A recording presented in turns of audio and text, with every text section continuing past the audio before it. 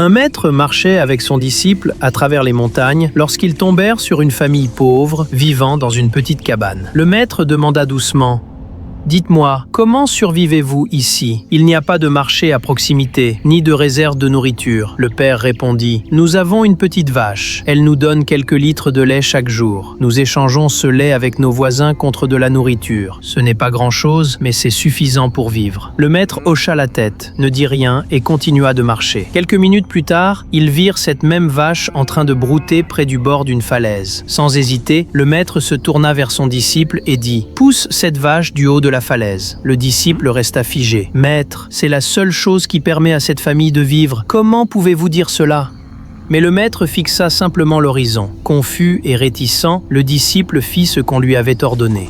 Les années passèrent. Le disciple n'oublia jamais ce jour. La culpabilité le hantait. Finalement, il ne put plus la supporter. Il retourna à cet endroit pour retrouver la famille et demander pardon. Mais au lieu d'une cabane délabrée, il trouva une belle maison.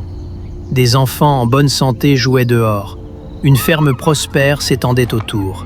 Déconcerté, le disciple demanda: « Excusez-moi, où est la famille pauvre qui vivait ici autrefois ?» Un homme plus âgé s'avança en souriant. « Nous sommes cette même famille. » « Mais comment ?» demanda le disciple, incrédule. L'homme rit doucement. « Nous avions une petite vache. Un jour, elle est tombée de la falaise et est morte. Nous pensions mourir de faim. Mais quand nous n'avions plus d'autre choix, nous avons découvert des compétences que nous ignorions avoir. Nous avons travaillé dur. Petit à petit, notre vie a changé. Et nous voilà aujourd'hui. » Le disciple resta silencieux, les larmes aux yeux. Car chacun de nous a une petite vache, quelque chose à quoi il s'accroche pour survivre. Mais parfois, la chose même dont nous dépendons est celle qui nous retient en arrière.